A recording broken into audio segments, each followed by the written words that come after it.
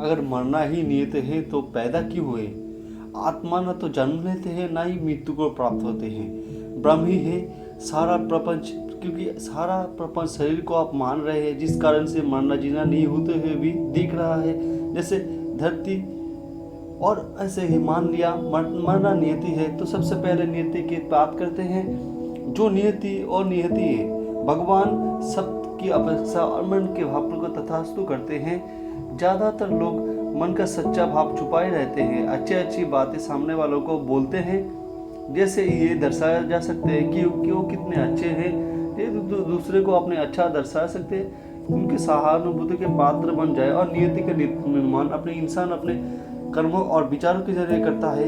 इस निदान में आप नियत और नियति को आप भलवात जान सकते हैं। पिछले जन्म की राक्षसी प्रबंध जो होते हैं, जन्म में जो नियत है वही नियति है। चलो मान लिया कि भगवान को मृत्यु को संसार से हटा दिया, तो बिना मरे लाखों करोड़ साल तक जी सकते हैं। अगर आप अमर हो गए तो सोचिए तो क्या होगा। विधाता खेल लेगा लेकिन मौत नहीं आएगी। याददाश्त चली जाएगी लेकिन मौत नहीं आएगी। अगर किसी तरह इस्तेमाल करके आप अपने आप को स्वस्थ लिया, लेकिन भोग तो सीमित है। आप सब प्रकार भोग विलास, खाना पीना, घूमना सब कुछ कर लोगे कि बाकी क्या रहेगा। एक दिन ऐसा आएगा कि आप इन सब से भी रुक जाओगे, कोई कर आपको आनंद नहीं देगा। आप चाहोगे कि ये जीवन खत्म हो जाए। ये व्यक्ति पल पल मौत का इंतजार करेगा, मौत की भीख मांगेगा, लेकिन मौत आएगा नहीं। इसीलिए मौत बहुत बहुत जरूरी है। अब बात आती है कि भगवान हमारे लिए जन्म क्यों दिया है। ये सृष्टि की रचनाकार की मर्जी थी, इसलिए उसने अपना सृष्टि की रचना की और उसी रचना में हम पैदा हुए। विचित्र एवं हत्या पर यह बात है, अन्न रचक जीव की भांति ही हमारा भी जन्म हुआ है। लेकिन हम प्रत्येक जीव विशेष कर प्रत्येक मानव अपने को श्रेष्ठ और अलौकिक मानने रखते हैं, और ये विश्वास मृत्यु पर्यंत चलाता है। और भी विचित्र ये है कि व्यक्ति अपनी श्रेष्ठ में अन्य मृतक और अपनी दृष्टि देखते हैं, अपना भ्रम नहीं तोड़ते। वो भी मृत्यु है और उसने भी इस मृतक की भाव ही अपने मिट्टी में ही मिलना है। ये बोध होने के बाद भी टूट ही नहीं जाता कि विचित्रता की बात है। अब इस प्रश्न के बाद हम पैदा ही क्यों हुए हैं, तो सरल और सीधा उत्तर ये है, वंश वृद्धि के लिए, प्राकृतिक इसी नियम का पालन के लिए। और यही नियम आदिकाल से चला आ रहा है, जो सृष्टि का नियंत्रण चले रहेगा। अंतिम प्राप्त आत्मा का भगवान का धाम है। अनंत काल से 84 में घूम रहा है और घूमता रहेगा जब तक मुक्ति मार्ग नहीं खोज लेता। पर मनुष्य अपने आप को शरीर में और शरीर को रिश्तों को नियमन बैठा है। मन की बहका में आके कामनाओं के पीछे भाग रहा है। ये विभिन्न योनि में जन्म लेने का कारण है। जब तक भगवान की शरण ग्रहण नहीं करता है, ऐसे ही भटकेगा। अनंत काल तक जन्म मृत्यु का चक्र चलता रहेगा। परमात्मा की व्यवस्था के अनुसार जन्म मरण के बंधन से छुटकारा कर्म ही दिला सकते हैं। पाप कर्म का परिणाम जन्म लेना और दुख भोगना है। पुण्य कर्म का परिणाम जन्म लेना और सुख भोगना है। निष्काम कर्म का परिणाम है जन्म ना लेना है, जिसे आप छुटकारा कह रहे हैं। परमात्मा आत्मा को जन्म मरण से बंधन के रखने या छुटकारा देने में कार्य नहीं करता है। आत्मा पाप या पुण्यता करेगी तो सुख दुख भोगने की जन्म लेना ही पड़ेगा। आत्मा निष्काम करेगा तो जन्म मुक्त हो जाएगा। परमात्मा के केवल 3 कार्य होते हैं: जगत की उत्पत्ति, जगत को धारण करना अर्थात स्थिति में बनाए रखना, और जगत की प्रलय करना। संसार में जन्म मरण होना आवश्यक है, क्योंकि मृत्यु एक शाश्वत सत्य है। इस सत्य को हम जितना जल्दी स्वीकार कर ले, उतना हम सुखी और शांत और सही रहेंगे। धरती पर कोई भी जीव अमर नहीं है। अमर है तो वो केवल परिवर्तन, बाकी सब निसर है। जिस भी जीव का जन्म इस संसार में होता है, उसका मृत्यु अवश्य भावी है। हर जीव अपने कर्मों के अनुसार निश्चित समय कर इस संसार में आता है। मनुष्य स्वयं चाहे और ना चाहे तो परिमाणी पूर्ण होने के बाद इस दुनिया से बाद उसे विदा लेना ही पड़ता है। ईश्वर के प्राकृतिक न्याय के अनुसार मृत्यु होना एक स्वाभाविक सी प्रक्रिया है। ये सत्य हम सभी जानते हैं, पर स्वीकार करने से हमें न जाने क्यों टकराते हैं। आइए जन्म मरण को अन्य तरीके से समझने की कोशिश करते हैं। हिंदू धर्म की मान्यता अनुसार जीव का शरीर एक चोले की तरह है, जो जीवात्मा की हर सांसारिक मृत्यु के पश्चात बदल जाता है। बस जीवात्मा की अपनी मृत्यु नहीं होती है। यदि हम दृष्टिकोण से देखें तो आपके प्रश्न का उत्तर देना आसान हो जाता है।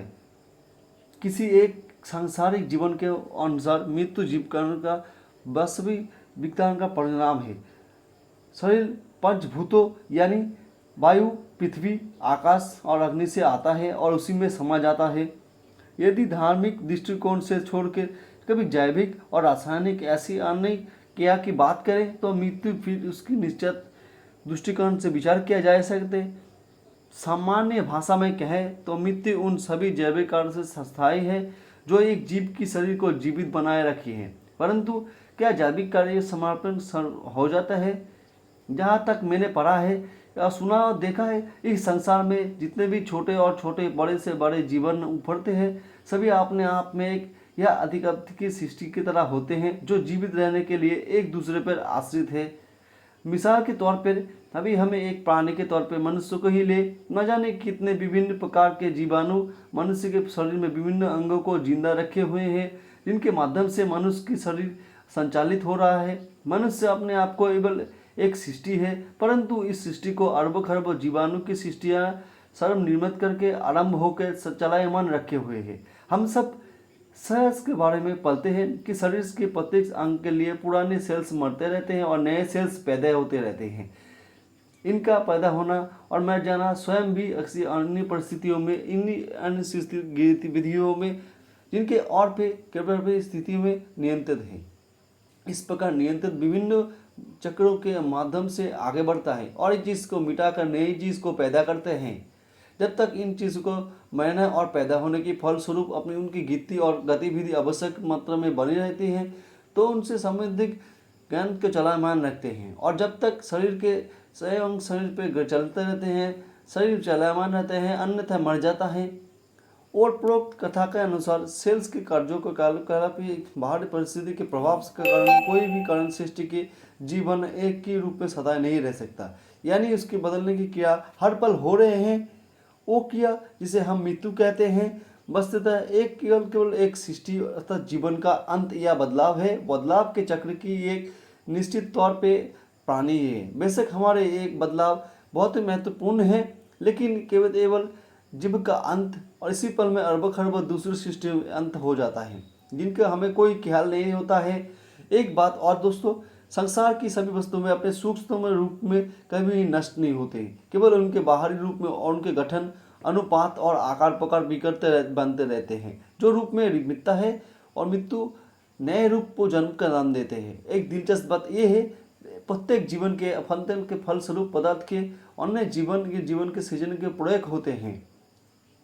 वैज्ञानिकों ने अपने अनुभव और अवलोकन के अनुसार से जीवाणुओं से बड़े से बड़े आकार वाले जीवन के सृष्टि और काल अवधि का अनुमान तय किया है जो किसी दुर्घटना या रोग की अवस्था को छूट के कारण सही छूता है। जैसे मनुष्य के जीवन की लंबाई प्राय 100 साल से ऊपर नहीं होती है।